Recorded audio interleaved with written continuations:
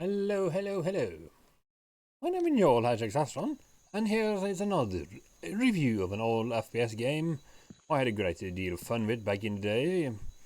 And I played when I played on my old computer, and we had a LAN party. This is Soldier of Fortune 2 Double Helix. It's one of the most bloody games I know of. And a very brutal one because and the enemy are somewhat intelligent, take covers, jump over stuff, and spam grenades. Yes, this game spam grenade before Call of Duty made having a return fire button a good idea.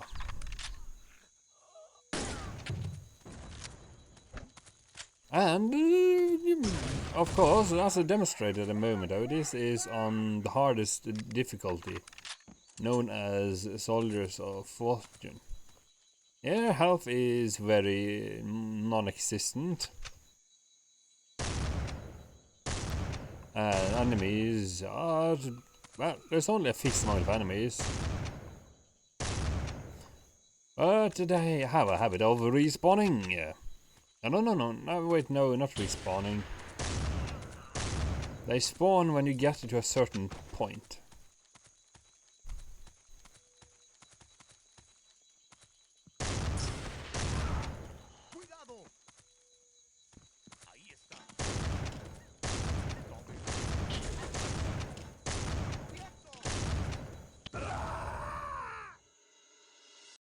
I think I've noticed that this game is purely mission-based, where you're going from checkpoint to checkpoint through beautifully decorated set pieces.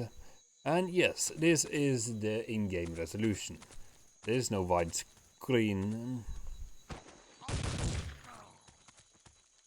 For a game of this nature,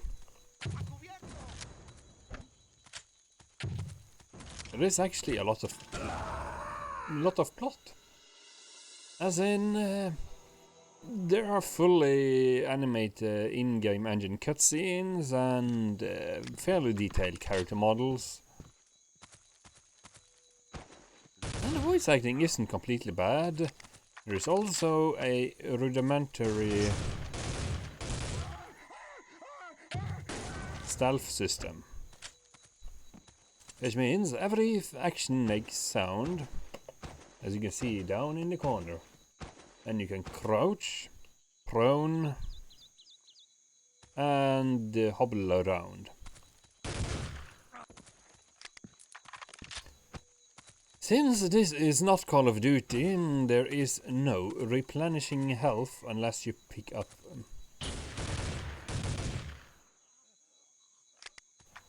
Due to the difficulty I'm demonstrating this game on,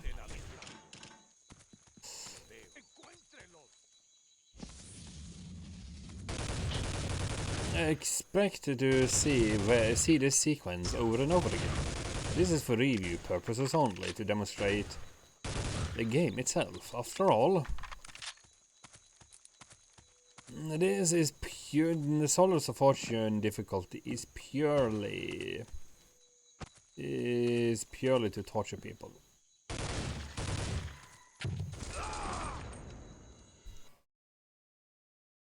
Sure, dying all the time doesn't paint a good picture of the game, but that's a big but, and I cannot lie. Is that there is always easy to die.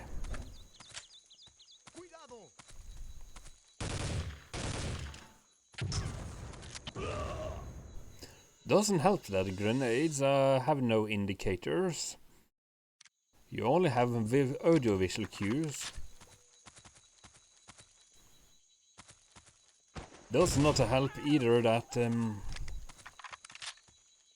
enemies spam grenades all the time.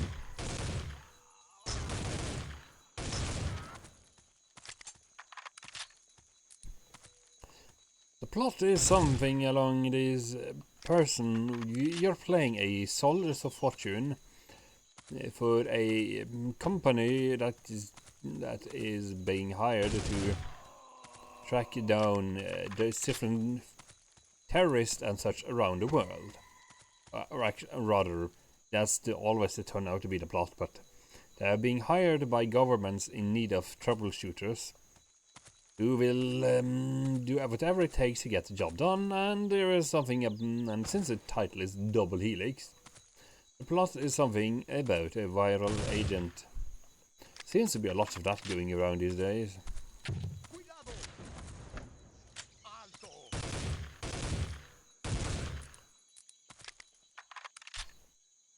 And there is a handful of hilarious death effects before the character turn into a ragdoll, which can then be turned into a nugget.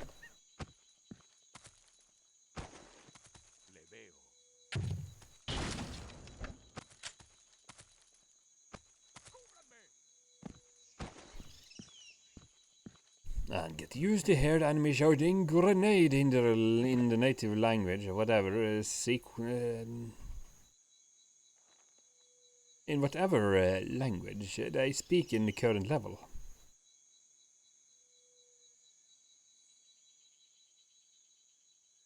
As far as weapons goes, you have bullets, guns that shoot bullets, gun that shoots bullets, and different kind of gun that shoots bullets. Like shotgun, machine pistols. I mean, or rather as a submachine gun as they're called. You have a knife. And you have the AK-74.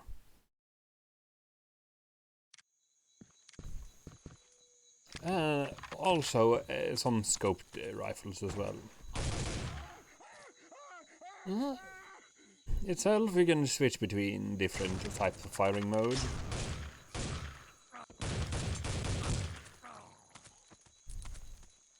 Like single fire, but for some insufferable reason, even if this rifle he is using has a scope, it cannot be collected until the game decides, oh, you can have a scope now.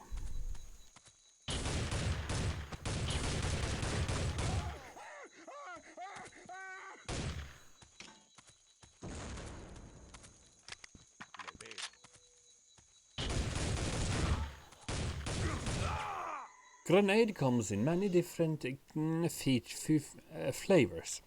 You have fire, smoke, and explosives, the most common kind.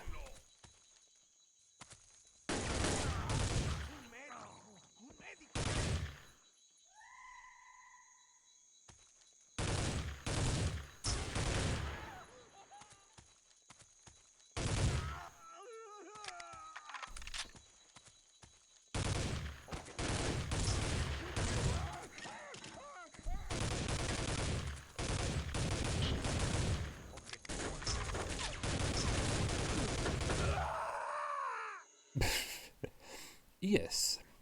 It's the earliest example of before Halo was a thing. This is most likely the first game I am familiar with that has grenade spam. Severe case of recoil and a legit attempt at somewhat realistic first-person shooting action with decent textures and a actual jungle looking like a jungle. Sure, GoldenEye had a jungle, but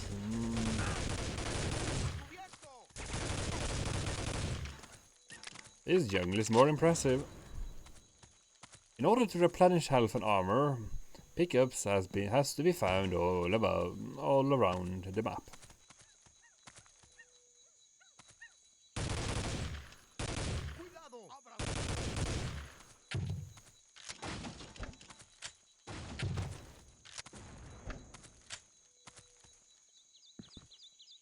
The AI in the game, while intelligent, is all tied to the different set pieces.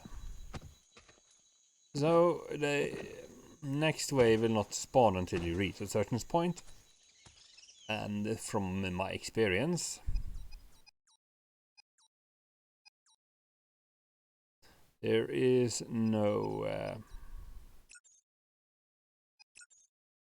there is no infinite spawning enemies. As for the settings, there are some fairly basic ones. Makes everything look sort of okay. You have sound, you have a smashing soundtrack.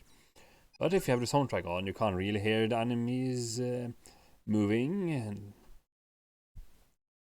So overall, there's nothing stopping this from working splendidly on a modern system.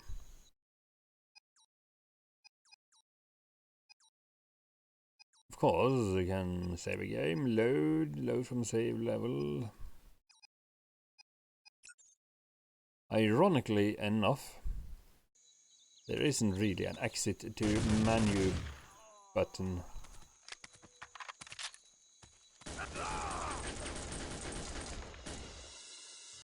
You have to die first.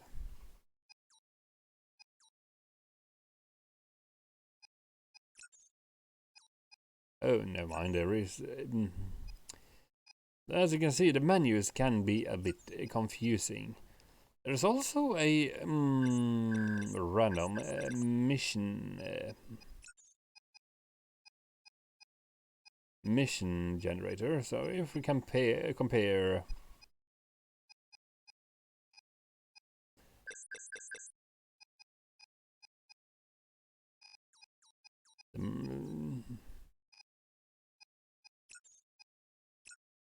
there's also a interesting feature that has to be highlighted. The generate mission feature.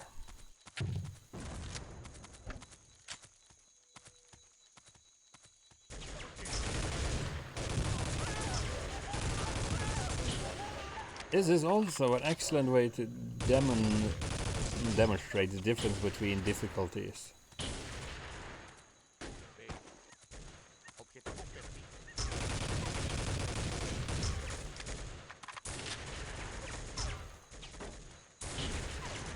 So, I'm not entirely sure.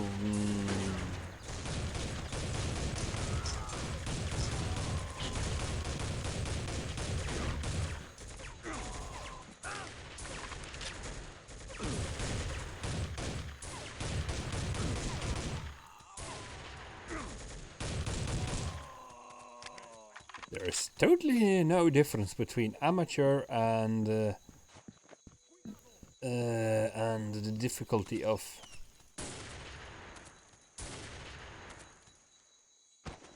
and the Soul of Fortune difficulty. None whatsoever.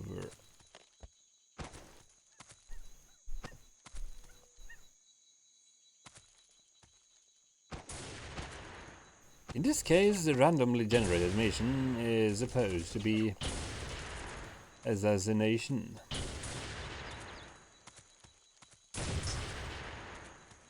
This also demonstrates that it has the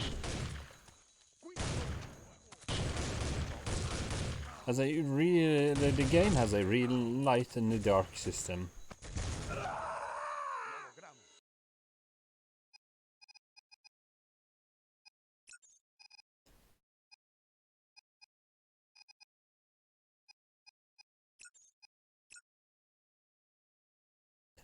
Which is brilliant and all, even if the system tended to be a bit...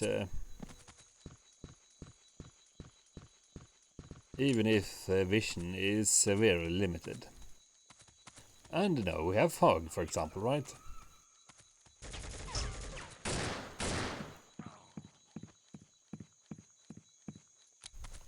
It's so random, the grass is growing through the door.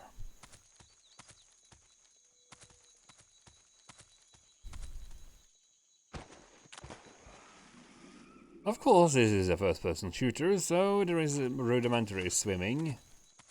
Just holding down the buttons, you can...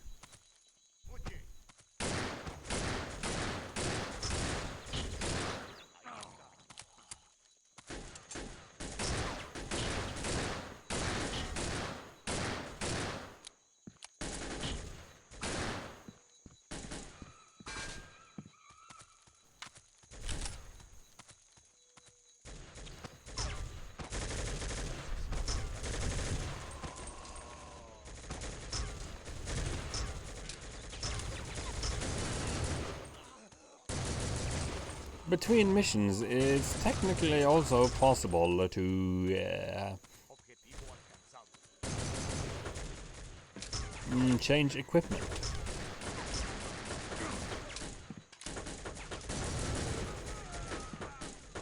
This is a fun feature you usually don't think of, is the fact that when an enemy loses his gun, if an enemy can lose his gun and then reach for his sidearm,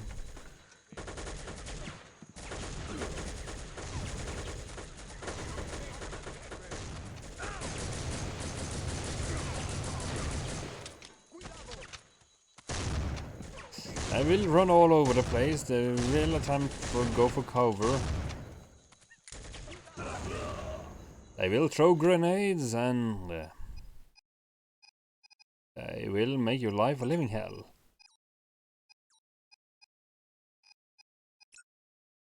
But hey, that is just the way. That's the way.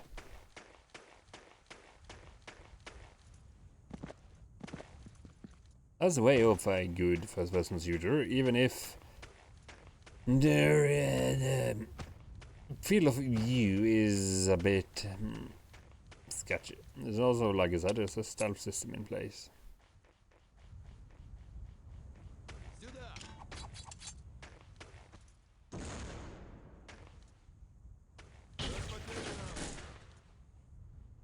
It is a bit primitive.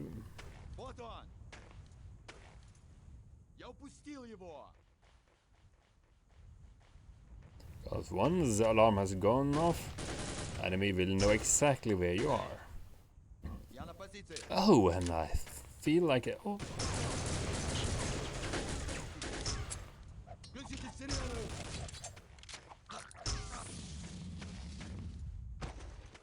Yes, as I mentioned, there are incendiary grenades as well.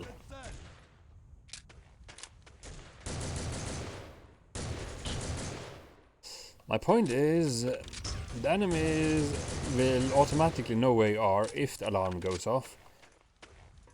Which can be a bit of a dick move, because there are a couple of levels that actually has a sneaking where you have to hide bodies.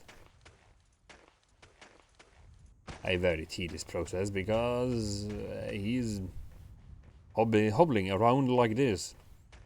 Oh, and yes, there is no field of view slider. It can be increased marginally by using a cheat, but other than that, that is what you get.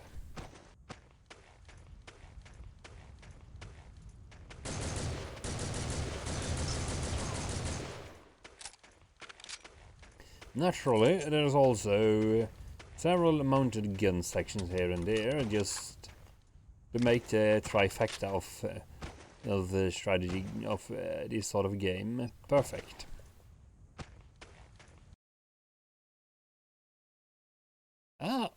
Luckily, there is a map. There's always a map, but yes. In the end, it's more or less a typical affair, though.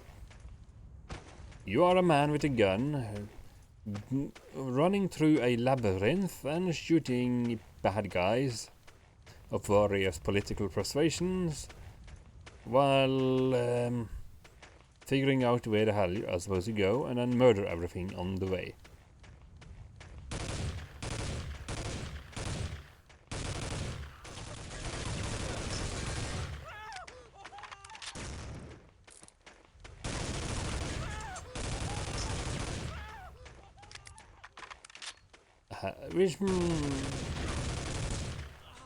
Which makes the most notable feature, really, but is otherwise fairly mediocre, realistic shooter,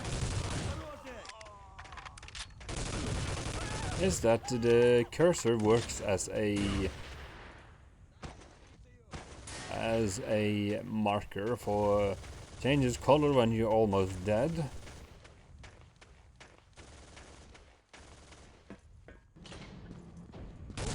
Sound effects are fairly generic, of the sort you most likely have heard before.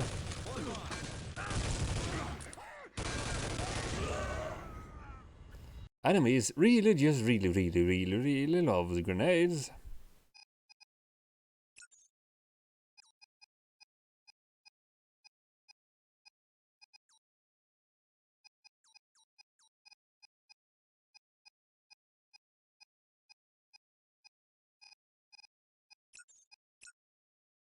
Which is well and all, but